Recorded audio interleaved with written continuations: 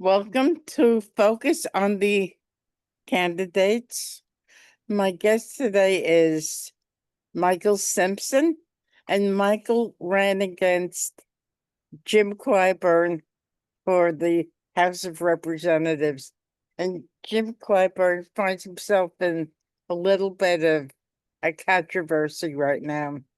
So, Michael, when you ran against him, did the issue of Clyburn's endorsement of Biden in 2020 ever come up? It didn't come up in any conversations that I had, except for one with my neighbor, because I moved to South Carolina in 2022 when I retired from the Navy. So I wasn't around in 2020, but my neighbor told me about what had happened in the primaries for the presidential election Mm-hmm. from his So, point of view.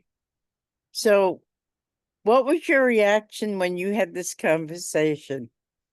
It's I mean, Mr. Clyburn has been in the House of Representatives for over 30 years, and Mr. Biden, President Biden, was in the Senate and president and did public service for half his life, probably about 40 or 50 years. I don't know the exact answer. But to hear of what they um, were purported to have done doesn't surprise me in the least. Really? So, do you think that the majority of people in your district realize that?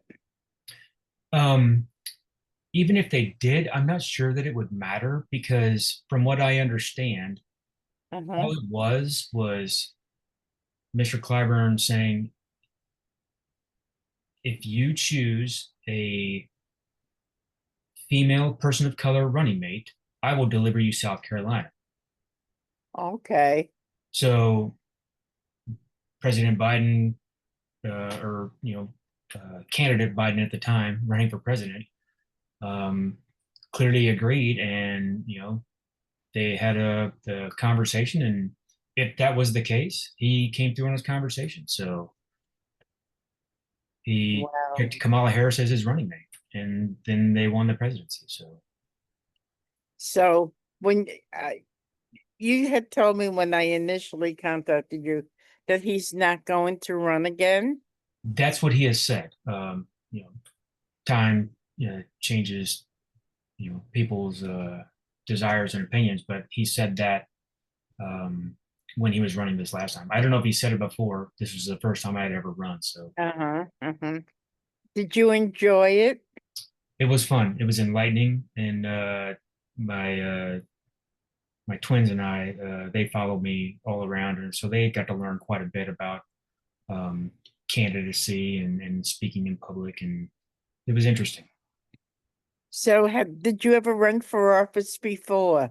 No, not seriously. My name was never on a ballot. And so, what made you decide to run against Clyburn? Um, well, I went to a Libertarian Party meeting, and a question was asked if anybody wanted to run, and I raised my hand and said I would. And it didn't matter who or where; it just happened to be in Mr. Clyburn's district, and he has proven himself unbeatable. So that's When you just happened to say be where I live. unbeatable, what margins does he usually win by? Oh, you have to look at his. If you look on Ballotpedia, it'll tell you all the records, but he owns this district by Okay. a wide margin, virtually every time. So um, it was no surprise that he won again. Um, Okay. at least in my mind, maybe other people were surprised, but because of the things that he's done or has purported to have done. But Right. he's been in Congress for over 30 years, so Mhm. I'm not surprised that as an incumbent he won again. So, if if he it if he is to run again, there would be possibly a Democratic candidate, and you would be the Libertarian. Do you think his chances of winning again are slim because of all of this stuff that's coming out now? I'll be honest with you, Cynthia. I don't know what's coming out now. So since the election is over, I took a step back and focused on my family and have stayed out of the news in general. So if there's something going on with Mr. Clyburn, it is news to me. Mhm. But like I said earlier, it wouldn't surprise me. Okay. Um, what what I what I see as egregious is, you know, they're saying that Biden's decline was obviously obvious in 2020. And if so, why did was it just the fact that Clyburn uh promised him the election if he chose a black or a woman of color? So I can't speak to former President Biden's decline uh, Okay. in 2020 because I wasn't here. I didn't see, I don't know. I can tell you from watching him, uh, I noticed a decline uh, in 2022 at the very least. Right. I thought it was very obvious. I think most of America thought it was very obvious. However, it was kept hidden and lied about us or lied to us by the entire administration. If Mr. Clyburn was a part of that, I don't know. But uh, the fact that President Biden ran, I think all Mr. Clyburn told him, and I'm not defending him in any way, was that he would deliver him South Carolina in the primaries as so he would become the presidential nominee. Now, after that happened, President Biden did go on to win the general election. I don't think he won. Maybe he did win South Carolina, which was a big turning point. However, that was up to the people. That's not Mr. Clyburn's. He delivered the primary for Biden, so Biden became then the Democratic nominee for president, and from then on he won. But as far as his decline at that time, I couldn't tell you. So when you raised your hand to run for the congressional seat, I bet it was a big learning curve. It was a huge learning curve, and I made numerous mistakes. And if I run again, I'll probably make numerous more mistakes. But Okay. it was Okay. interesting and fun. Do you enjoy running for office? No, I enjoy conversations with people. Okay. And the conversations that I had, learning from other people, what is needed, what is looked for, and how the people in District 6 really want to live their lives. That's what's Mm. interesting to me, not the overarching general political nature of everything. Because honestly, if I ran and won, I would only want to do one term.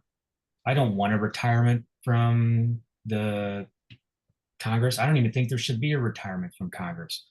They've served, you're done serving, you don't get paid. I have a retirement from the military. I served in the military. That was my job. If your job is in Congress, make life for the people better, not yourself. And that's what Mr. Clapper's done. He's made life better for himself. And he's going to Mm. get a very cushy retirement out of it. Although probably doesn't need it because he's been elected for 30 odd years. Mhm. If he hasn't saved his money by now, he's got other issues. Okay. Okay. So, what was the biggest thing you learned running for office? Um, just how many people in general, at least in my district of South Carolina, are very interested um, in politics. they're very caring and wants to know how the candidates stand. Now, if they make their opinions based on that, I'm uncertain, because it was a very difficult climb for me just to get third place. My name was on the ballot as a libertarian candidate. I think that holds some sway, but not a lot. And I Mhm. didn't talk to enough people. Um, so, there was only, a limited amount that I was going to get out of what I did. So I was happy with how it ended up. And the Libertarian Party embraced you as their candidate. they I don't know if the term embrace is correct. I was approved by the state Libertarian Party to be the nominee in Mhm. District 6. Did I win in a landslide that vote? No, but I didn't run against anybody else. So the beautiful thing about the Libertarian Party is they have an option of none of the above. And because I'm brand new to the state of South Carolina, I got the nomination for the Libertarian Party against nobody else by a vote of 22 to 7. So 7 people said, "No, we don't want you to be the candidate," which is awesome because it makes me want to do better, to rethink how I approach things. Um, and it has made me do that. So, did they embrace me? No. Did they allow me to be the candidate on the ballot? Absolutely. So I did. So, so how how how much press coverage? Were you happy with your press coverage? I can't complain. I mean, I was contacted by numerous news outlets. I was on the news. I got to speak, and I was told by some people, "Wow, you don't speak very well at all." And I got to admit, I didn't. I made some. I make mistakes. I stumble. I am a normal, regular, everyday person. Mm-hmm. So I'll make mistakes, and Mhm. I'm okay with that. But I think I got better throughout the campaign, as Right. I was able to just have conversations instead of being nervous about being on camera.